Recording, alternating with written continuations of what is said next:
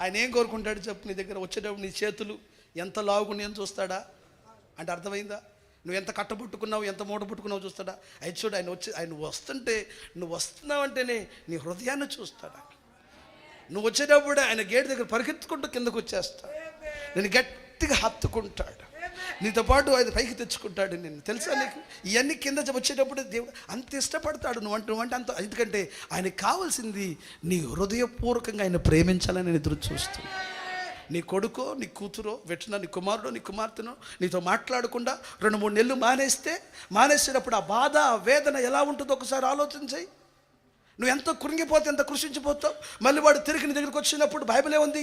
వాని తండ్రి వాణిని దూరములో చూసినప్పుడు, నాన్నలో తప్పులేమి లేదు, వాడిలోనే తప్పులు ఉన్నాయి, పరిగెత్తుకుంటూ వెళ్ళి వాడి మెడ మీద పడి మాట్లాడవే, లెక్కించలేని ముద్దులు పెట్టి, ఎరా ఉంగరం ఏం చేసావు అడిగాడా?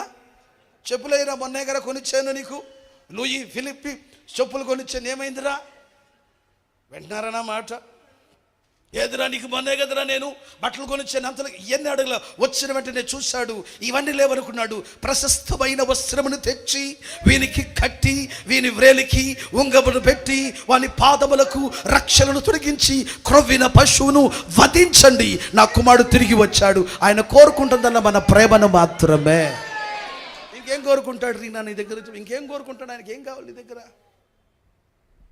ఏమిచ్చి ఆయన రుణాన్ని తీర్చగల? వేలాది నదులంత విస్తార తైలము నీకిచ్చిన చాలునా,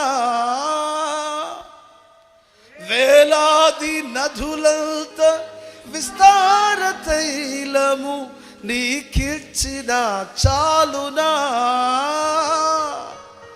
గర్భఫలమైన నా జ్యేష్ఠ పుత్రుని నీకిచ్చిన చాలునా, గర్భఫలమైన నా మీ నమ్మకం ఏంటి? అయ్యగారు ఎక్కువసేపు పాడాడు ఆపేస్తాడు అనుకుంటున్నారా? అదేనా? దేవుని స్తోత్రం, హల్లెలూయ.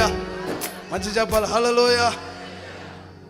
కాబట్టి మీ అందరితో దేవుని ప్రేమతో చెప్పేది ఏంటంటే, హృదయపూర్వకంగా మన ఇల్లును శుభ్రం చేసుకోవాలి. ఇస్తున్నాం ఆమె పురుషులారు ఈ విషయాన్ని శ్రద్ధ వహించాలని ఆశపడుతున్నా.